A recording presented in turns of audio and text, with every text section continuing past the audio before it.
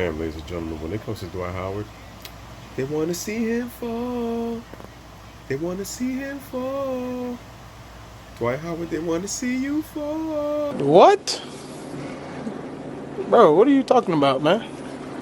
He had a comment about me being soft. And I think for years, I kind of hated him for saying that because I looked at it the wrong way. I think he was more so talking about my mentality, not my physique or not, Yeah. how I am on the court. Like your edge. Like my edge. And I didn't realize that because of the noise surrounding him saying I was soft. And, I hated it. I hated him for that moment. But, I realized what he was talking about. I said, oh, okay, that's it. You got it. I get it now. So, everybody reaches, different levels of, maturity at different times. And, I think at that time I was ignorant to the level that, he was at, so just, I appreciate you, Kobe. Thank you for saying I was soft. I didn't realize what you meant till now, yeah. Have you told him that? I just did.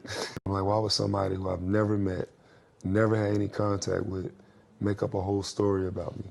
I saw all the hate, the pure hate from people that I've never met before. I think that liberated me because I saw how a lot of people would feel, whether they're gay, whether they're straight, whether they have issues. People are afraid to be who they are. They're afraid to just step out and be, like you said, because they're afraid of what other people might say or think about them. And so that situation made me realize, you're not like this, but just be you, be free. Meaning you're not gay. I'm not gay, so it's a lot of people who are, and they have to hide.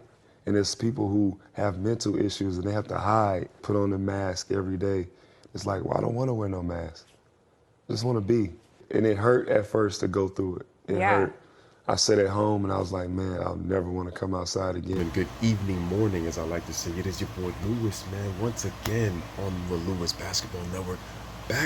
Welcome back to my channel, man. I am back once again with another banger with yet another video. Kobe Bryant and Dwight Howard. Let's talk about Dwight Howard for a quick second. So he was on Fair Game with Kristine just a couple of days ago, and he was talking about pretty much his rehab, how's it going with his injuries. He's talked about his, most difficult off-court situation. He talked about basically, what Kobe Bryant had meant when he meant the word soft, and he was very much more understanding on why Kobe had called him soft. And this was around in 2014 when Kobe had just came back from the Achilles injury. And if you guys remember, Dwight Howard was traded to the Lakers. That was after signing a one-year extension with the Orlando Magic. And Dwight Howard had came out to the media and said that he was confused and he was misled and was kind of forced into signing that one-year deal when he didn't have to sign it because he could have been a free agent in that 2012 offseason. When we look at Dwight Howard is one of the greatest centers of his time. Dwight Howard is an 8-time All-Star. He's a 4-time Defensive Player of the Year.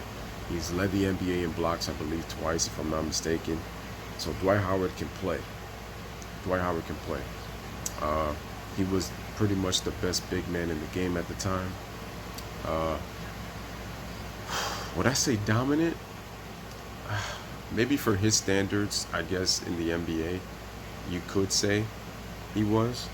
He was, like 22 or 23 and 14, a game, in some of the years that he played. But I feel like he never really had that standout season for a dominant big man. Like if he gave you like a 28 and 15 or 29 and 13 or 29 and 12, like he really never gave you those kind of years that made you say that he was the most dominant big man, like really, really, really physically imposing his will on the game of basketball. And people were listing Dwight at like 6'11", 7 feet, but Dwight was really 6'10". So he was kind of undersized playing the center position. He had the interview with Kristine, folks, and then I'm just listening to him, and he talked about, again, Kobe Bryant calling him soft because him and Kobe played 1 year together. They didn't have the greatest relationship personally. And Dwight Howard said that when Kobe called him that, he hated him for years because he didn't understand why Kobe Bryant called him soft. But on the show, he finally came to a realization. And listening to his entire interview, man, he just sounded very, very reflective on just about everything, about his life, about, his career. I'm kind of saying to myself, Dwight Howard, what are you hiding? What are you hiding, my friend? Because so many rumors have been said about him ever since he got into this situation. Because remember, he was about the best big man in the game, I would say, and definitely one of the best players in the NBA from about 2008, in my opinion, to I would say about 2012. 2012 was his really last great dominant season, and he made the All-Star team. I think his last All-Star appearance, I believe, was 2013 or 2014. I'm not really sure, but that was the last time he was really dominant, when he was in an Orlando uniform. So remember, he got traded to LA. They had just brought Steve Nash. He was with Pau Gasol and Kobe, and people were saying that this was a super team. That the Lakers expect them to be a dominant playoff team, a dominant contending team in the Western Conference. What people tend to always forget is Dwight Howard entered that season with a back injury. And if people don't remember, he got injured after the All-Star break with the Magic. I believe he got injured by Brendan Haywood, if I'm not mistaken. If I'm wrong, one of you guys can correct me in the comments. And Dwight Howard was coming off of a back injury, and people said that he really honestly came too soon. So he really didn't get to properly rehab or work out like he wanted to. Then on top of that, then Dwight ends up tearing his labrum, during the season. So that didn't help. It also didn't help that Pau Gasol had a hamstring injury that kept him out for 32 games. It didn't help that Steve Nash got hit in his pinched nerve in his calf by Damian Lillard on a freak accident. And this was Damian Lillard's rookie season. I think his leg just banged into his shin, and then that caused Steve Nash to have back problems, and he missed 33 games. So because of all that, Kobe Bryant had to do a lot more than what he honestly wanted to, and he had to put the team on his back. It also didn't help that Kobe was not really a good leader for Dwight Howard, because what he told Dwight Howard was, you're gonna defend and you're gonna rebound. And I think that kind of rubbed off Dwight Howard the wrong way, because he wanted to show that he could be the dominant player, and he deserved to be the guy on the team, and he wanted the touches. The issue is, from the jump, you could tell by Dwight's personality that Kobe did not respect him. See, this is why Kobe respected Shaq, and he didn't respect Dwight Howard. Because even though Shaq is this happy-go-lucky, outgoing personality, Shaq knew when it was time to be serious, man, and go to work. During Kobe and Shaq's time, when they won 3 straight championships and went to the finals 4 times in 5 years. Dwight Howard, from day one, displayed that he cannot be the future of the Lakers. I just think that Dwight was not built for that kind of pressure. He just was not built for that pressure. You can say to yourself, well, what are you talking about, Lewis? Dwight Howard went to the NBA Finals in his 5th season. He knocked off LeBron James and the Cavaliers in the Eastern Conference in 6 games. So what are you talking about? Dwight is meant for that pressure. The bottom line is Dwight Howard got it done with the Orlando Magic. There's no question about it, and I give him all the credit in the world for getting to the finals in just his 5th season. The issue is, what did Dwight Howard do after that? My thing is that when you make an NBA Finals, man, your goal is, Jason Terry said it best. You never know when you're going to get back there. It almost felt like if Dwight was content with making the finals and trying to win one. And the one thing I always questioned about Dwight Howard was his work ethic. Yeah, he won the slam dunk contest. Dwight Howard was, being the marketable guy in the dunk contest, and because of his personality, people were comparing him to Shaquille O'Neal. They were comparing him to Shaq. And I said that was an unfair comparison, because I said I want to see if Dwight shows that demeanor, that he's really serious about winning, as Shaq was. And Dwight never really displayed that. He never really displayed it. That's what really rubbed Kobe off the wrong way. I mean, Kobe had told Shaq numerous times in the papers, man, like, instead of acting childish, man, if this is your team, then act like it. It was kind of the same thing he was kind of telling Dwight Howard, if you want to be the man on this team, act like it. And Dwight did not do that. And you got to understand something about Dwight Howard too, man. He just brings off this feminine energy. And remember, Kobe is all about that. Kobe's all about that testosterone, bro. That dude is full of male energy that you got to try to contain. Kobe's not about to babysit you right now, man. And it's like I said, Kobe, like I said, leadership comes in many different qualities. Kobe's was just demanding. And Dwight Howard was not about that demanding. He does not like to be, does not like to be talked to, or he doesn't like to be trained, or he doesn't like to be molded in that matter. And Dwight's issue was, as he said, he was immature and he was ignorant. He didn't allow Kobe to take him under his wing, to teach him the ropes on what it takes to win. I mean, Dwight Howard talked to Kristine and said how he was happy and how he loved his time in LA. And people tried to make the Kobe Dwight thing like a Kobe Shaq thing. It was like the difference. I was like, here's the difference. Kobe and Shaq won. Kobe and Dwight did not. And if people also remember, by game 78, Kobe Bryant tore his Achilles against the Golden State Warriors. Let's also take into account that Pau Gasol, Steve Nash, Dwight Howard, and Kobe Bryant, you know how many games they played together in the starting lineup together? 6. I repeat, 6 games together. So they never really got the chemistry down going. Let's also take into account that Mike D'Antoni's system had 2 bigs in the starting lineup. He was trying to make Pau Gasol come off the bench, and he was going to make Pau Gasol a corner 3-point shooter, when Pau Gasol is a post player. That wasn't going to work. So when you realize what kind of coach you have with the type of team you have, of course Kobe was going to shot, jack, and carry. He realized that the offense was not fun, and Kobe played way too many minutes. And if Kobe was not going to respect the coach that was going to be able to contain Kobe and get him to understand what he needed to do, Kobe wasn't going to show respect for you, and he was going to do whatever he wanted. That's what Mike D'Antoni is. That's why I question if that's going to work with Russ and Harden, because of how Mike D'Antoni is. I'm sorry. It worked with Steve Nash because you didn't have to deal with that kind of personality that you dealt with Kobe.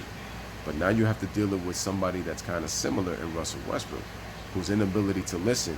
At least Kobe was able to listen, that allowed him to win. But Dwight Howard sounding all reflective out here, man, with with this sob story. It's like, I don't know what to feel about him. It's like, I don't know whether he's lesbian. I don't know. I can't say that. Look, I don't know if he's in the support of the LGBTQT. I don't know if he's pan. I don't know if he's bi. I don't know if he's gay. I don't know what he is, because there's been so many rumors spread about him. And the thing is that really kills me is he's saying everything now as if he's at peace with himself. He's saying that he's not gay. He's saying that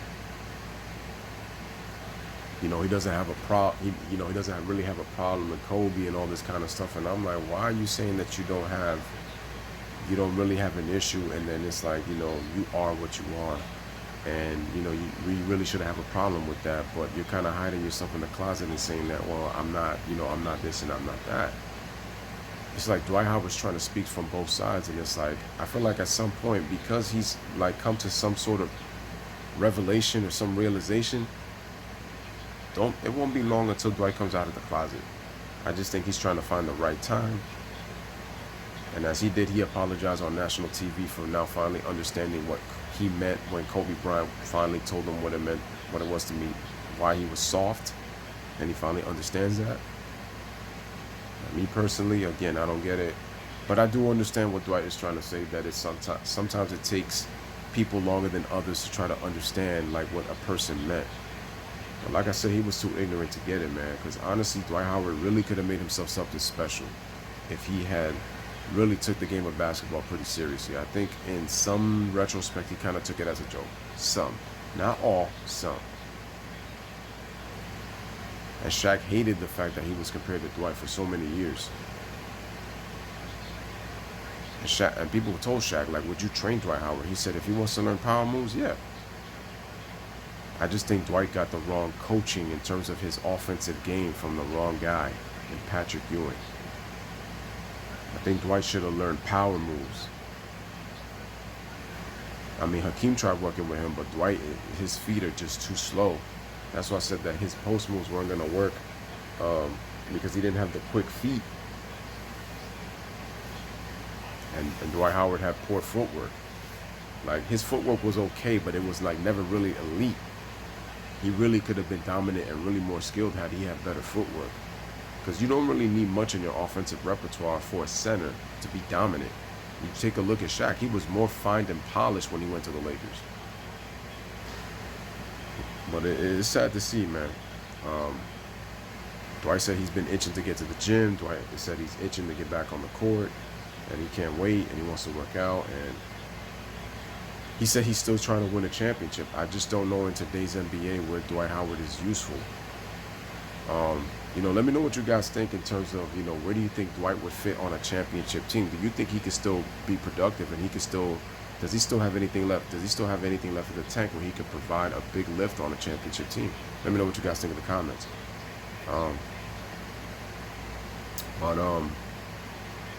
It's really sad, man, because I was actually a big Dwight Howard fan, and I was hoping he'd win the championship, and I thought he would be back in the finals at some point. But it's crazy, man. Like, and the crazy part is Dwight Howard kind of did this to himself, and it's like, it's one of those things where it might be like too little too late for him. I mean, but who knows? So, with Kobe Bryant was trying to teach him, man, that if you want to be the best, if you want to win a championship, you gotta want it. It's like, and that's at the end of the day, who wants it more? Do you want it? And it's like, Dwight was like, I want to play to want it, but it's like, I'd rather receive it than to go get it. If you're a go-getter, you go get it, man, if you want that championship. But Dwight Howard is really not a go-getter, man, and it's like, you could just see it. And then he's just been bouncing around. He's played for 6 or 7 teams in his career. You're talking about the Charlotte Hornets. He's with the Wizards now. He played for the Rockets. He played for the Hawks. He played for the Lakers. And he was with Orlando. So, 6 teams? And remember, he was considered a superstar. So, it's crazy, man. But anywho, once again, ladies and gentlemen, this is your boy Lewis, man, with another one. Let me know what you guys think in the comments. As always, bless up, live, laugh, love. DJ, you already know, for my bangers, man, with that club banger. For my subs, do it one time for them, man. Hit that damn outro. How many times I got to tell you I got a chauffeur? Think about it, think it over. Everything is gonna be kosher. Call me when you getting closer. If you take a text, say how much I owe ya. Don't send me no naked pictures. If I can't get naked with you, this dick is